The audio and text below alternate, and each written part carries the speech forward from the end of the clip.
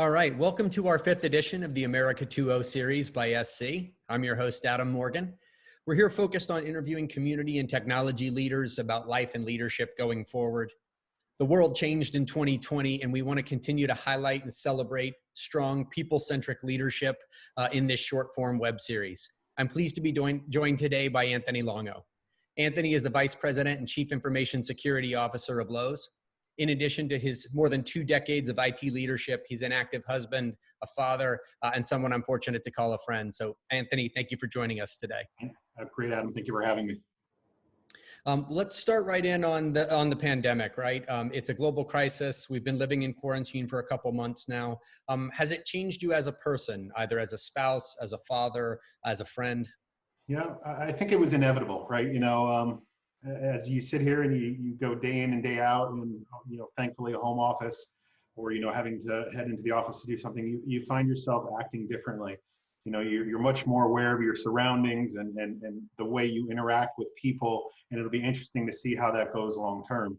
But as a family member, as a spouse, or even as a friend, you worry about your family quite a bit, right? I have 2 young children, and you hope and you want to protect them. And my spouse, we spend a lot of time together, a lot more time now quarantine than we did before. And it's been no fair share of good and fun, but it is different, right? Instead of being gone, 9-10 hours a day and then having a few hours together at night, you live an everyday world together. And I also find myself reaching out to people more. I have the privilege of living in a lot of different states and even other countries, and I've made a lot of great friends along the way.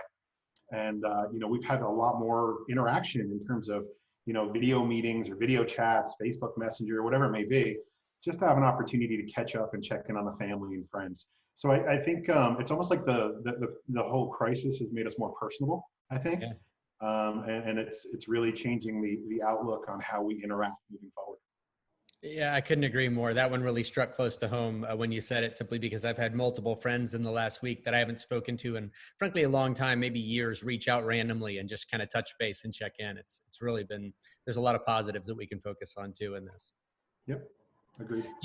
I'm really intrigued to ask you this second question, particularly given your focus on security.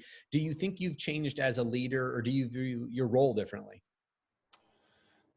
Yes and no. As a leader in the retail security space, we have the luxury of being effective out of the office, right? We're a technology organization, we're a heavily connected organization, and security especially is a 24/7, 365, like many facets of IT. So I think we've always embraced the remote work and the work from home type mindset. But I think we're finding it now to show proof to our leaders that it really is effective. We're seeing in our metrics, especially operationally, that the team members are really just head down and working when they're working remote. But I think there's also the other side of it, right? It's we'll take what we can get, right? Because this is a global crisis, and this is something we need to manage with our families and our friends. And there's no expectation. Projects are going to change and slip, and priorities are definitely changing with changes in our business. So I think, as a leader, we still need to embrace, flexibility, work-life balance, family first, family and customers first, and then, our business comes next. But at the same time, we also need to continue to do our job and continue to move forward. Yeah, that's outstanding. Do you think there are personal values that you've been able to fall back on, or that have helped you kind of persevere a time like this? Yeah, I think we get it pushed at us across the board, right? Our executive leadership really wants to focus on our families, our employees, and our customers. That's the #1 priority of the company. Lowe's has done a lot of really good things in that space. But at the same point, it's something we're trying to instill on our leaders that work in our organizations as well. Like, really start to think about, what are your priorities, right?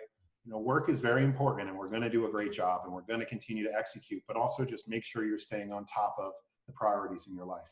So I think these are leadership values that many of us have already, but I think we've really been forced to put them to the test with this crisis. And I've been really excited with the way our company has been operating in this environment. We're really doing the best we can to ensure the safety of everyone involved. Yeah, great points. And you actually touched on this on the previous response to the previous question, but are there changes in terms of how you conduct your business that you think are going to stay permanent? I do. I think we're going to live in a new world, and this is all personal opinion, but I think we're going to look at how we interact with people, how we sit at a table, how we how we have meetings and say, you know what, maybe we don't need to put 20 people in a small conference room. Maybe we can have, you know, the remote people connect remote. Some people come in a couple of times a week. And even in the way we do business, right?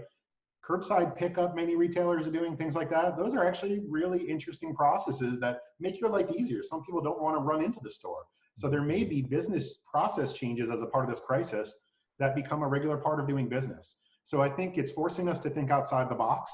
And I think as a result of that, it'll be better for everyone in the long run. Yeah, completely agreed. Completely agreed. I'm going to hold us to our short form focus and just ask this last question. The response from a government and from a corporate standpoint to this pandemic is unprecedented, right? I don't think you or I have seen anything like this during our lifetimes. What would you like to see done going forward in terms of better preparing us for the next time? You know, it's insane. And from the perspective of, we try and prepare for every possible crisis we can think of. You know, we have disaster recovery planning, we have business continuity planning, and those tests really got put to the test during this crisis. You know, I think we're going to have to just learn from this and then leverage it as we move forward. You know, from whether it's federal or local government or corporate decisions, whatever it may be. I mean, this was unprecedented. This is something we've never dealt with.